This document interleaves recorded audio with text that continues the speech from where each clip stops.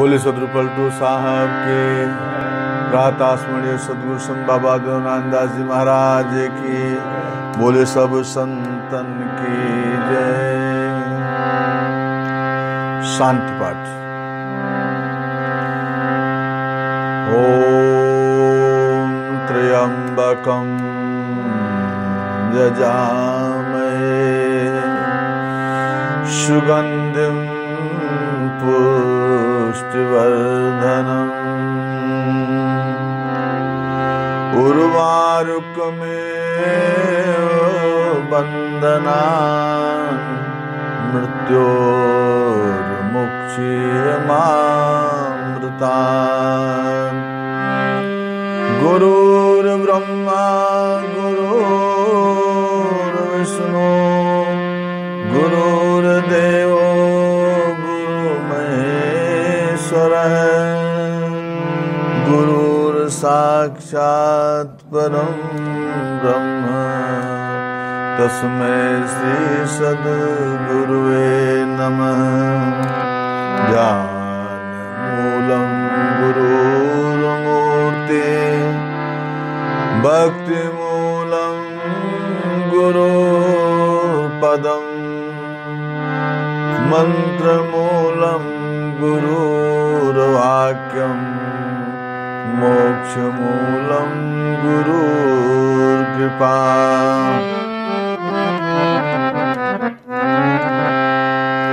सर्वे भवन्तु सुखिनः सर्वे सन्तु निरामयाः सर्वे भद्राणि पश्यन्तु मा कश्चित् दुःखभाग् भवेत्।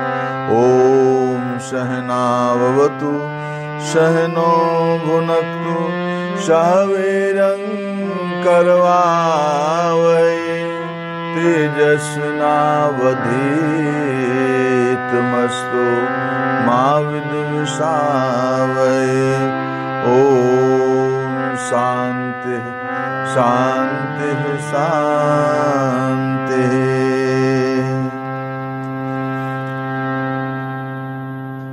महाराज भर्तृहरि द्वारा विरचित नीति शतक भाग 9। दुर्जनः परिहर्तव्यो विद्यालंकृतोऽपि शन मणिना भूषितः सर्पः किं शोना भयंकरः। जाड्यं हि मति गण्यते व्रतरुचो दम्भशुचो कैत्यं शूरे निर्घृता मुनो विमतति दैन्यं प्रियालायनी। तेजस्वन्यलिप्तता मुखरता वक्तरे शक्ति स्थिरे तत्को नाम भवेत् गुणीनां यो दुर्जने अंकितः।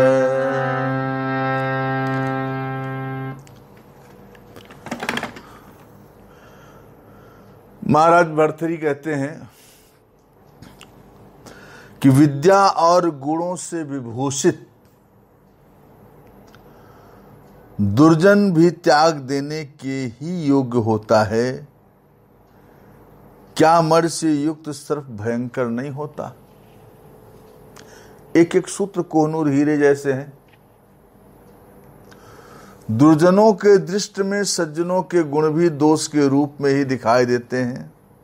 वे लज्जाशील में जड़ता, व्रत करने वालों में पाखंड, पवित्र चरित्र में कपट, मधुर भाषियों में दीनता, वीरों में निर्दयता, मनुष्यों में बुद्धिहीनता, प्रभावशाली व्यक्तित्व में घमंड, सभा में वक्तव्य देने वाले में बकवादीपन, गंभीर व्यक्तियों में कायरता का दोषारोपण होता है। लोभ है तो अन्य दुर्गुणों की क्या आवश्यकता है। यदि परिनिंदा की प्रवृत्ति है तो अन्य पापों की क्या आवश्यकता है। यदि हृदय आत्मा में सत्य प्रतिष्ठित है तो तप की क्या जरूरत है। मन में पवित्रता है तो तीर्थों से क्या प्रयोजन। यदि सौजन्य है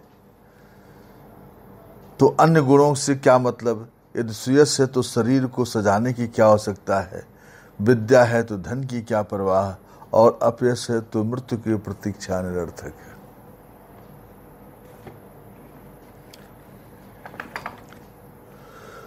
विद्या और गुणों से विभूषित दुर्जन भी त्याग देने के ही योग्य होता है।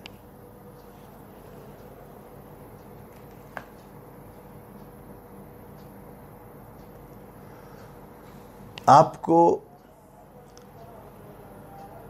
ऐसे बहुत मिलेंगे समाज में जो हायर एजुकेटेड हैं, पढ़े लिखे हैं, और गुण भी है, भाई बोल लेता है, लिख पढ़ भी लेता है, आदमी कमा भी लेता है, गुण है तभी तो कमाता है। लेकिन वो जहां रहेगा वही सुराग करता रहेगा।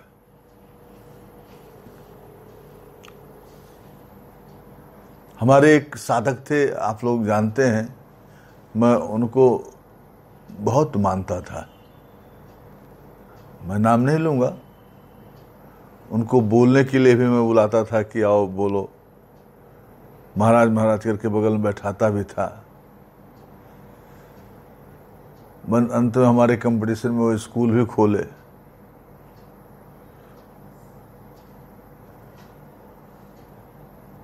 विद्या है, पढ़े लिखे हैं, सब कुछ है, लेकिन उनका काम क्या था? वो जब जिसके पास बैठे वो मेरी बुराई करें, मेरे मुंह पे तो बहुत अच्छा, लेकिन पीछे बैठे तो बुराई करें, और क्या करें कि कैसे कैसे लोगों के अंदर भड़कावें। आपका परिवार अच्छा चल रहा है, आपका संगठन बढ़िया चल रहा है, तो उनका काम ये नहीं कि जोड़ो और बनाओ। उनको इतनी ईर्ष्या है, इतनी जलन है कि एक एक कमी ढूंढ करके वो सबको बताएंगे कैसा है ऐसा है, वो बुराई करेंगे। वो आपके संगठन को, आपको आगे बढ़ाने के विपरीत वो अपना स्वार्थ साधेंगे। सामने तो मीठा बोलेंगे, लेकिन पीठ पीछे वो छुरी घोंपते हैं। एक हमारे सामने प्रोफेसर साहब रहते थे, बताया हूं, उनसे मैं बायोलॉजी पढ़ने जाता था, जूलॉजी पढ़ता था मैं। अच्छे विद्वान थे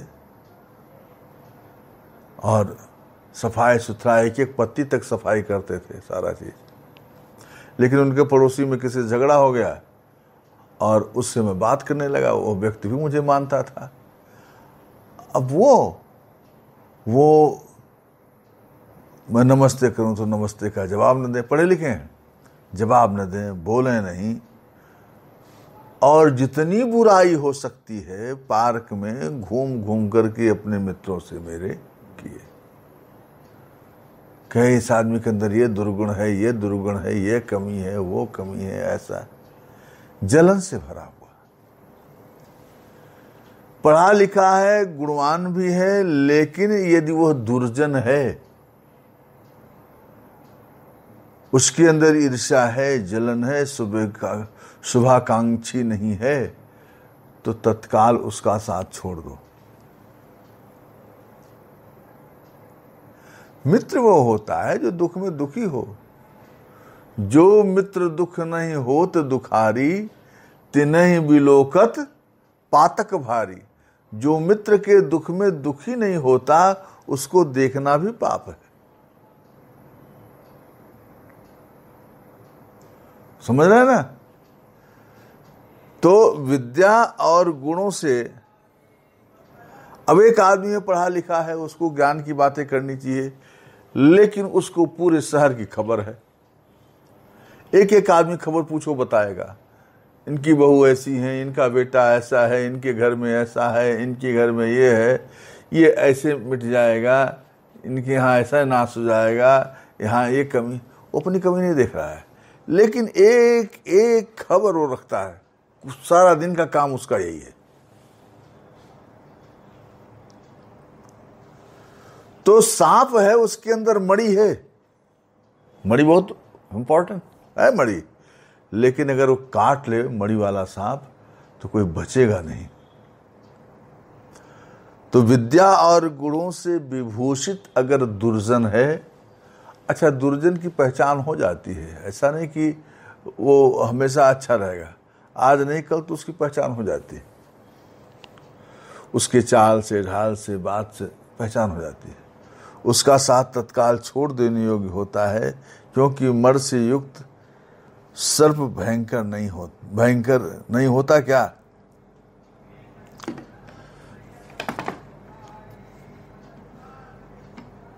दुर्जनों की दृष्टि में सज्जनों के गुण भी दोष के रूप में ही दिखाई पड़ते हैं। जो दुर्जन होता है, एक बाबा है, मौनी बाबा है, मैं उनके पास मिलने गया,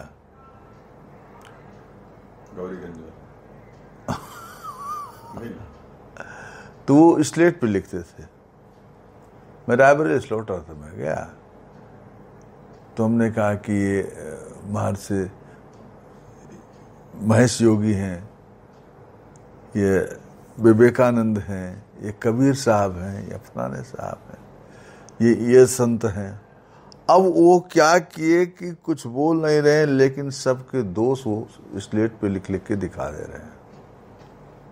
इनमें ये कमी है, इनमें ये कमी है, उनमें ये कमी है। चश्मा लगाते हैं लोग, जो जलन से भरे रहते हैं, ईर्ष्या से भरे रहते हैं, वो चश्मा लगा के देखते हैं, उस व्यक्ति में अच्छे व्यक्ति भी दोषी ही दिखाई देते हैं। जब राजा लोग धनुष नहीं तोड़ पाए तो कहे वाह, अब इनको पता लगेगा क्या औकात है, अच्छा है, अब समझ में आएगा, अब काटेंगे जब परशुराम तब समझ में आएगा। हैं, ये तपसी बालक बने हुए हैं, इनको क्या जरूरत है धनुष तोड़ने की? शंकर भगवान की चीज थी, कोई जरूरत थी क्या? लेकिन नहीं, गए उठा लिए। काहे के लिए? औरत के लिए आए थे वो भी, लेकिन औरत के लिए कि वो हो जाए, तोड़ दिया धनुष। आदमी, आप लाख करोड़ों का मकान बनाओ और आ गया आदमी तो देखेगा ये दरवाजा आपका ठीक नहीं, ये खिड़की आपकी ठीक नहीं, यहाँ ये आपका ये पत्थर ऐसे लगना चाहिए। आप बहुत सुंदर स्वस्थ लग रहे हैं, है तो ठीक, लेकिन जरा जांच करवा लीजिएगा, देख लीजिएगा। जो जलन से भरा होता है, जलन कहां होता है? अहंकार। मैं सुंदर, मैं रूपवान, मैं शक्तिवान, मैं मुझे देखो, मैं 4 विषय से में हूं। आदमी पूछ नहीं रहा है, लेकिन आप खुद कह रहे हैं बैठ करके 4 विषय से में हूं। कल पांडे जी का फोन आया तो हमसे कहने लगे कि एक सज्जन वहां कह रहे थे कि मैं 4 विषय से में हूं, उनकी क्या औकात है? हमने कहा आपने पूछा या उन्होंने खुद बताया? अहंकारी व्यक्ति खुद बताता है कि हमारा लड़का अमेरिका में इतना रुपया आया। हमारे प्रभारी जी जैसा थोड़े है कि 2 लड़के अमेरिका में, कोई पूछत बोलते तक नहीं कि पैसा आता है क्या करते हैं। वरना तो एक कमाए 1 लाख तो बताते हैं 10 लाख। ये होशियार आदमी है, अगर ये 10 लाख बताएंगे तो कहीं खर्चा करो।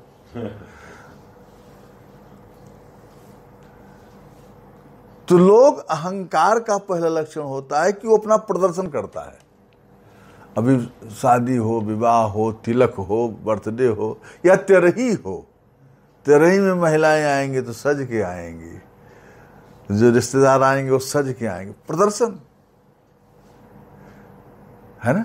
मरीज को भी देखने जाते हैं तो बिल्कुल सच के।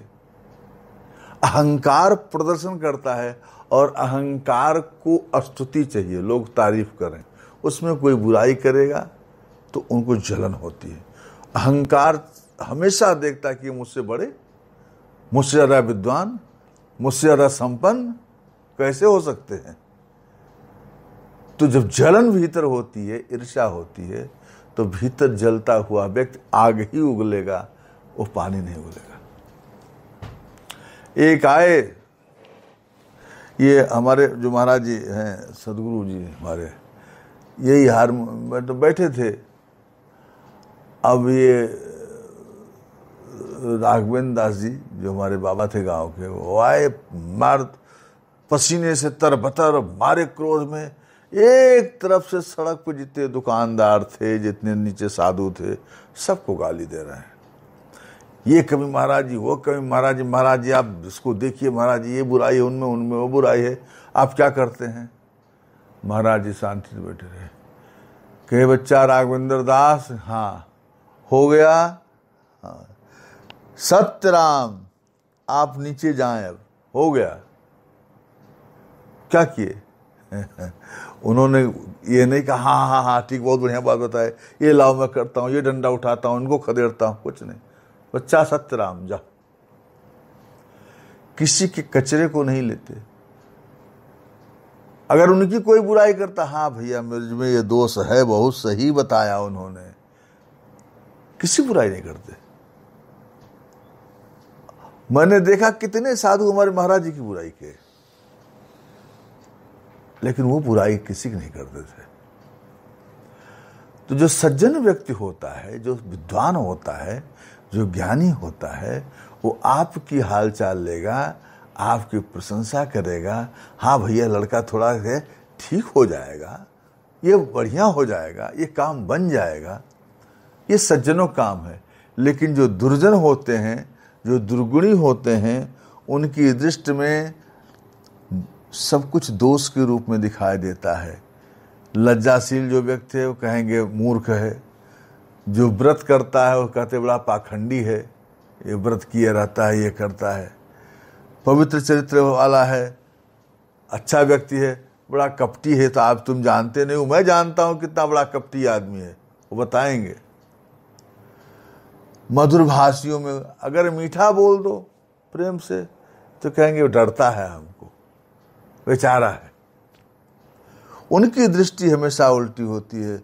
वीरों में निर्दयता, मनुष्यों में बुद्धिहीनता, प्रभावशाली व्यक्ति में घमंड दिखाई देता है। अगर कोई व्यक्ति अच्छा है तो कहते बड़ा घमंडी आदमी है। उसकी दृष्टि ही दूसरों के प्रति उल्टी होती है। वो कौन सा व्यक्ति होता है? दुर्जन होता है। और जो सज्जन व्यक्ति होता है, साधु ऐसा चाहिए जैसा सूप सुभाए, सार सार को गही रहे थोथा दे उड़ाए।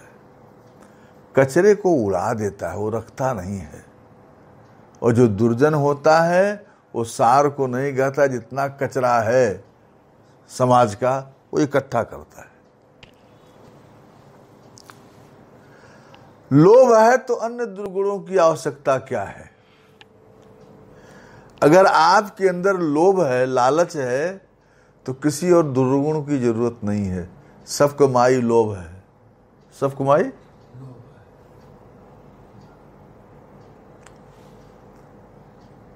एक सज्जन हमारे यहाँ आए भोजन करने, तो उस समय बड़ा बढ़िया भी रहता था। तो चावल गेहूं सब घर से आता था, बाबूजी हमारे जम के खेती कराते थे। तो चावल बना, बढ़िया चावल था, काला नमक का चावल था। और खाए, कहे का हो चौला तो बड़ा बढ़िया, कहाँ से आया? ये हमको हमारे घर से आया, गांव से। कहा ऐसा करो कि यार बाहर से आए थे हो, क्या ऐसा करो कि 5 किलो चावल बंधवा दो, यार ले जाए हम भी टेस्ट करें। अरे तुम आए हो मेहमान बन के, चावल खाओ, जाओ 5 किलो बंधवा दो। एक जगह बैठे थे तो थम्स अप हम लोग पी रहे थे मंगा करके, 4-6 लोग थे, थम्स अप पी रहे थे। और उसमें से बच गया इतना। कहा यार ऐसा करो कि हमारे घर में लड़के हैं, इतना छोड़ दो, उसको घर लेते जाएंगे। यार ये तुम्हारा है लोभ कि क्या मिल जाए, कैसे हम ले लें। ये 4 पेड़ा खाया, ये 3 पेड़ा खाया, गिन रहा है 3 पेड़ा खाया, और मैं 2 कैसे? हमको भी 4 चाहिए, हमको भी 3 चाहिए। अक्सर हमारे वहाँ भी झगड़ा होता था कि इतना पेड़ा ले गया, इतना बचा, इतना है, कैसे हम छोड़ दें। कदम कदम पे जहां लोभ है, फिर और किसी दुर्गुण की आवश्यकता नहीं है। अरे त्याग करो, दो, ले जाओ, ले जाओ। अब लोभ ये कि भोजन भंडारा तैयार है, अपना खाएं, नाती खाए, नतनी खाएं, औरत का सबसे पहले बैठे, दूसरे की सेवा हो ना हो, कहीं खत्म ना हो जाए यार, जल्दी करो। मैं आज तक जितने दिन हुआ है कार्यक्रम, मैं सबसे लास्ट में, लोग बुलाते थे तो मैं लास्ट में खाता था। ना बचे तो और अच्छा है, आनंद से रहूं। मेरे अंदर अभी तक किसी भी चीज के प्रति आप लोग बता दीजिए, कहीं भी लोभ नहीं आया कि हम है, हमको मिल जाए, हमको मिल जाए। लेकिन जो दुर्जन लोग हैं वो कहते हैं गुरुजी डकैत।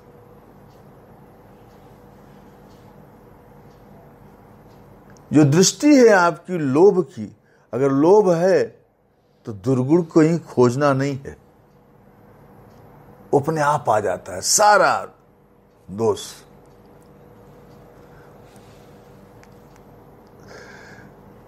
शादी विवाह में एक एक रुपए के लिए, एक एक चीज के लिए लोग लड़ जाते हैं, सारे संबंधों को भूल जाते हैं। हाँ, कमिटमेंट इज कमिटमेंट। कोई बातचीत, लेन देन या कुछ भी है, आपने जबान दिया तो उस पर खरे उतरिए। और जबान के अलावा हम अन्यथा और मांगे तो दुर्गुण लोभ है। लेकिन कोई हमारे आपके बीच में तय है तो उसको तो करना चाहिए। आवश्यकता से अधिक आप जब करोगे, मांगोगे, तो वो लोभ होता है। लोभ है तो महाराज भर्तृहरि कहते हैं किसी और दुर्गुण की आवश्यकता नहीं है। और यदि परनिंदा की प्रवृत्ति है, दूसरों की बुराई करने की प्रवृत्ति है, तो अन्य पापों की क्या आवश्यकता है। सबसे बड़ा पाप क्या है?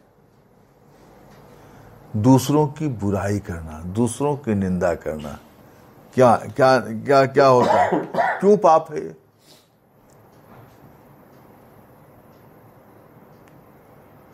जब आप दूसरे की निंदा करते हो तो सबसे पहले आप अपने चित्त को मलिन करते हो, अपने मन को गंदा करते हो। नहीं करते? प्रिंसिपल साहब की बुराई किया, हमने शुरू किया तो सबसे पहले मैंने अपने चित्त को गंदा किया। अच्छा, और आपसे मैं बता रहा हूं, तो आप अगर अच्छे खासे ताजा होकर के घर से आए हैं, हाँ,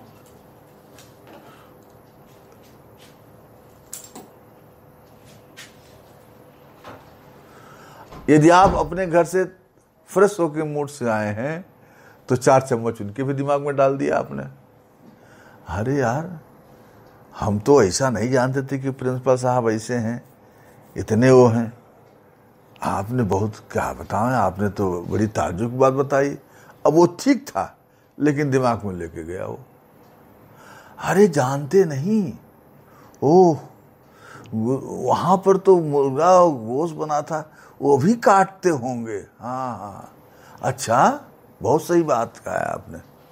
तो वो तो उसके दिमाग में कचरा आया, जिसके दिमाग में कहा उसके भी दिमाग में गंदगी आई। लेकिन जिसके प्रति आपने कहा उसको कोई फर्क नहीं पड़ता, उससे कोई फर्क नहीं पड़ता। कहो तुम, किसका नुकसान होगा? आपका होगा, और जो जिससे आपने कहा उसका भी मन विक्षिप्त होगा। चित्त को दुखी करना, मनुष्य को दुखी करना सबसे बड़ा पाप है। अगर आप किसी को हंसाते हो, किसी को प्रसन्न करते हो, तो इससे बढ़िया पुण्य का काम कुछ है ही नहीं। और किसी को रुलाते हो, किसी को दुखी करते हो, किसी को ठगते हो, किसी को मूर्ख बनाते हो, उससे बड़ा पाप कोई नहीं है। तो पर निंदा अगर आपके अंदर प्रवृत्ति है तो किसी और पाप की आवश्यकता नहीं, आप पाप पर पाप किए जा रहे हैं। यदि हृदय और आत्मा में सत्य प्रतिष्ठित है तो तप की क्या जरूरत है?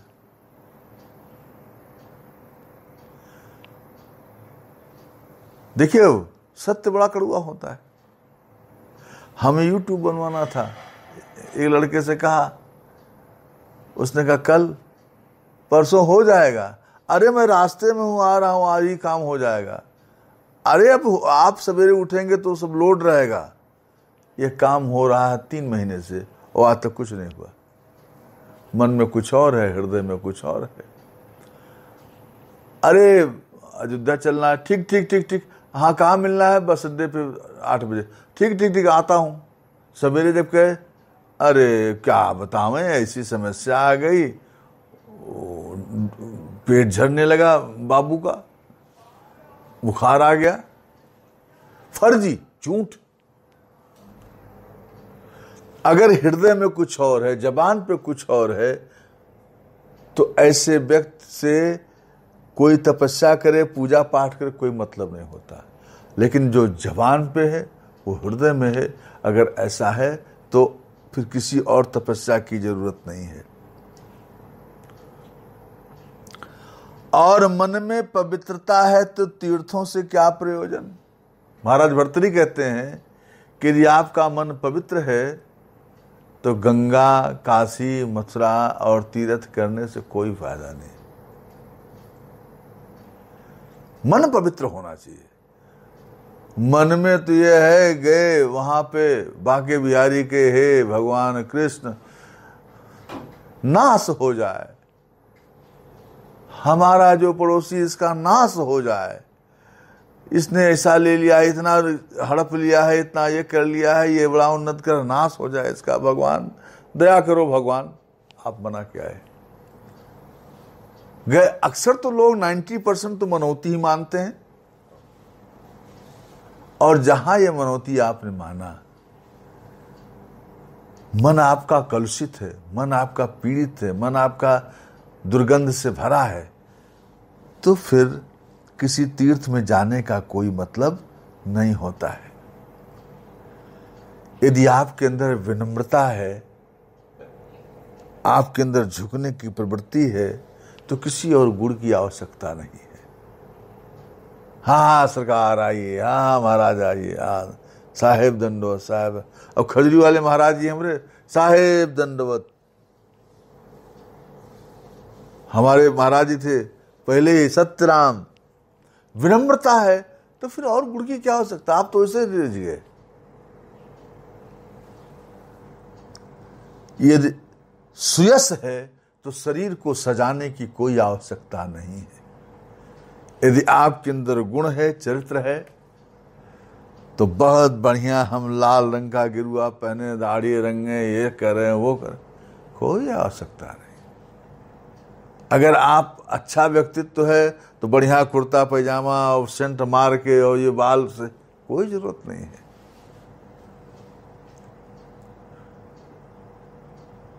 सुंदरता है तो कोई वो साड़ी गहना की जरूरत नहीं है। सिंपलिसिटी बहुत अच्छी है।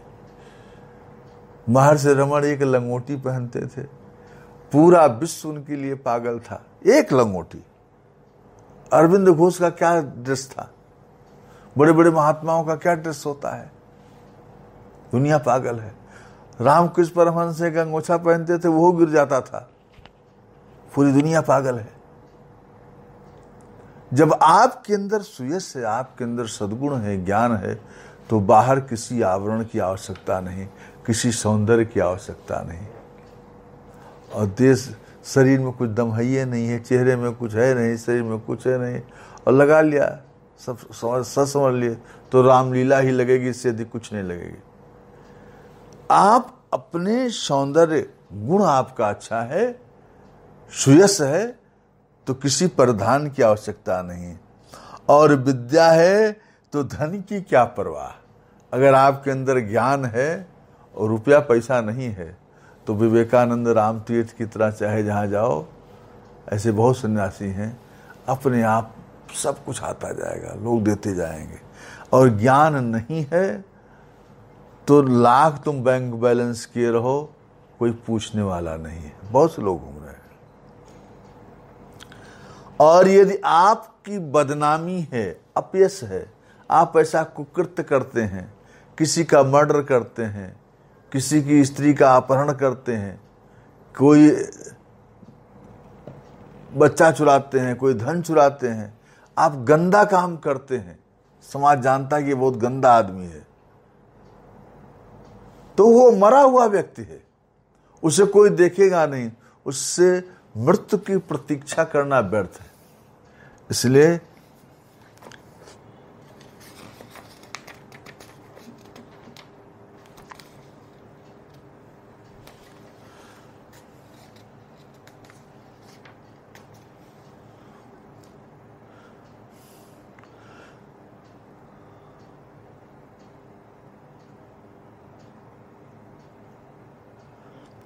सात प्रकार की दुर्दशा होती है। जो दुर्दशा होती है 7 प्रकार की होती है। महाराज भर्तृहरि कहते हैं कि ये होता है, इसमें किसी का बस नहीं है। कौन सी दुर्दशा? नंबर 1, चंद्रमा के दिन में प्रकाश में कांतिहीन होकर रह जाना। चांद का प्रकाश दिन में होता है, लेकिन जब सूर्य की रोशनी होती है तो चांद की कोई प्रकाश नहीं होता, छिप जाता है। और जो स्त्रियां आराम से बैठो, रीढ़ की हड्डी सीधी रहेगी तो नींद नहीं आएगी। अगर ये नहीं सुन पाएंगे तो विवेक चूड़ामणि नहीं सुन पाएंगे। अगर श्रेष्ठ सुंदर स्त्री का बुढ़ापा, जो हीरोइन होती हैं और जब बूढ़ी हो जाती हैं, अपने चेहरे को आईने में देखती हैं तो बड़ा बुरा लगता है, हीरो को भी बुरा लगता है। और फिल्मी दुनिया का हीरो हीरोइन नहीं, सामान्य जीवन में भी। हमारे योग में एक आते थे बुढ़ऊ, वो अपनी जवानी का फोटो लेकर के आते थे, सबको दिखाते थे। तो श्रेष्ठ सुंदरी का बुढ़ापा बड़ा कष्टकारक होता है। वो कहते हैं हम कितने क्या जवान थे, क्या खूबसूरती थी, अब क्या हो गए, मुंह में दांत नहीं, आंख से दिखाई नहीं पड़ता, कान से सुनाई नहीं पड़ता। लेकिन महाराज भर्तृहरि कहते हैं इसको कोई रोक नहीं सकता है। आप सोचें कि रोक लेंगे तो रोक नहीं पाएंगे, इसके लिए तैयार रही। तीसरा, वह सरोवर जो स्वयं में उत्पन्न होने वाले कमल पुष्पों से रिक्त हो गया। ऐसा तालाब जहां पर कमल खिलते थे, लेकिन तेज धूप हुआ, पानी सूख गया, आज कहीं कुछ है नहीं। ऐसा महल जहां लोग रहते थे, रास रचा जाता था, हाथी थे, घोड़े थे, मंत्री थे, लोग, आज वहां दिन में जाने में भूत खाना लगता है।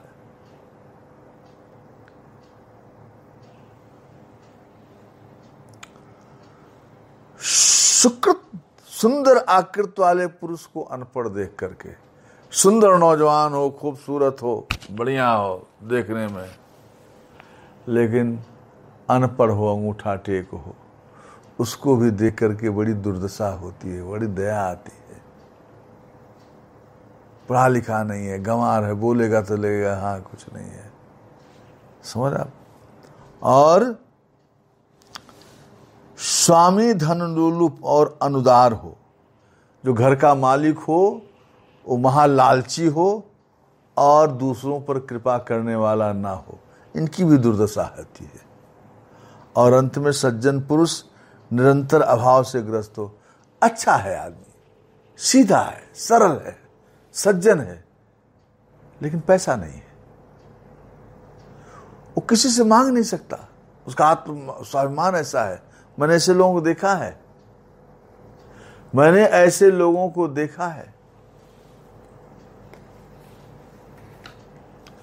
एक सज्जन पुरुष को मैंने देखा कि वो इतने गरीब थे कि गोभी तो गोभी खाने के लिए, अपने घर के लिए, बच्चे उनके बोए थे, वो गोभी बड़ा हुआ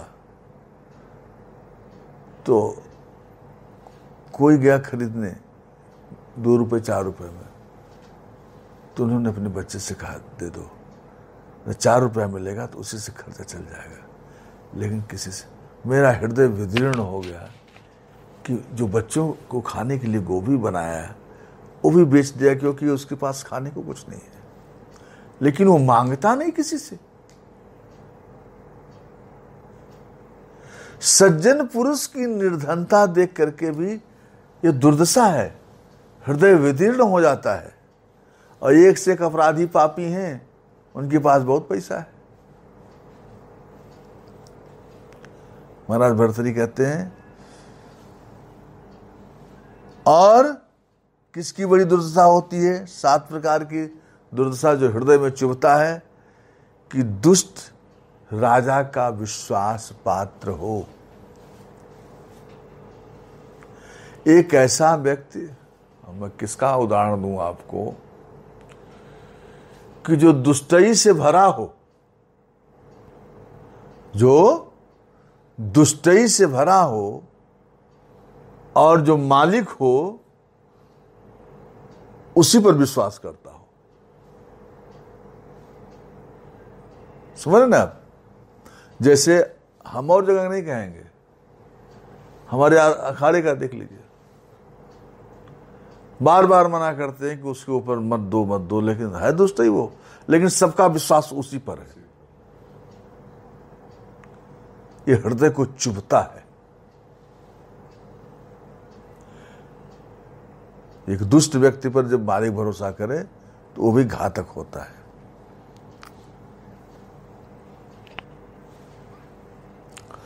किसी की सेवा करना अत्यंत कठिन कार्य है।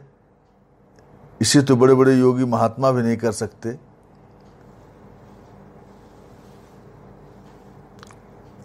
सेवा चाहे स्वामी की जा रही हो, किसी आश्रय देने वाले की, यह समान रूप से कठिन तप है। सेवक यदि मौन रहे, नौकर यदि मौन रहे, तो उसे स्वामी का आश्रयदाता गूंगा कहा जाता है। यदि वह बोले तो उसे बकवासी कहा जाता है, असभ्य कहा जाता है। वह स्वामी के पास बना रहे तो ढीठ कहा जाता है। वह दूर रहे तो उसे घमंडी कामचोर कहा जाता है। यदि स्वामी के दुर्व्यवहार को सहन करे तो कायर कहा जाता है। यदि सहन नहीं करता तो उसे नासमझ और उद्दंड कहा जाता है। इस प्रकार से नौकर की हर तरफ दुर्दशा होती है। वो कहते हैं महाराज भर्तृहरि कि यदि वो मौन रहे तो कहेंगे चुप्पा है, गूंगा है। यदि बोले तो कहेंगे बड़ा बकवास करता है। कुल मिला के नौकर है तो उसकी दुर्दशा है। एक मैंने देखा कि एक डॉक्टर साहब अपने नौकर से सब्जी मंगवाए, तो आलू लाया, टमाटर लाया, बैगन लाया। अब उनके मन का नहीं था, सब्जी उनके मन का नहीं था। तो नौकरों को बुलाए, पकड़े कान उसका जोर से, कहे देखिए भिंडी लाया है, यही मिला, क्या करें, ठीक तो है। फिर ये बैगन लाया है, फिर कान ऐंठे, एक एक सब्जी उठाए, एक एक बार कान ऐंठे। अच्छा है, बढ़िया। एक एक सब्जी उठावे और एक एक बार कान ऐंठे। तुमने ये किया, तुमने ये किया, भाग यहां से। नौकर को क्या कर, ठीक से नहीं, निकाल बाहर कर देंगे। अब वो पेट के लिए नौकरी कर रहा है, लेकिन वह धक्का ही खाता है। बहुत सौभाग्यशाली नौकर है जिसका मालिक उसकी इज्जत करे, सम्मान करे। वरना अधिकतम तो वैसा नहीं कि एक नौकर सामान्य छोटा, बड़े नौकर जो हैं, जो सरकारी नौकर हैं। हम लोग जब नौकरी करते थे, हमें याद है कि हमारी माँ को, मैं कैंसर हो गया था, बम्बई भर्ती करा के आया था। डॉक्टर ने कहा इनकी उम्र तो हो जाएगी, और सिंपल नौकरी करने में कितना पैसा हमारे पास था, पैसा भी नहीं। आप लोग आराम से सो जाओ, अच्छा रहेगा, बैठो नहीं, सो जाओ। अच्छा नहीं लगता, सो जाओ आराम। हाँ,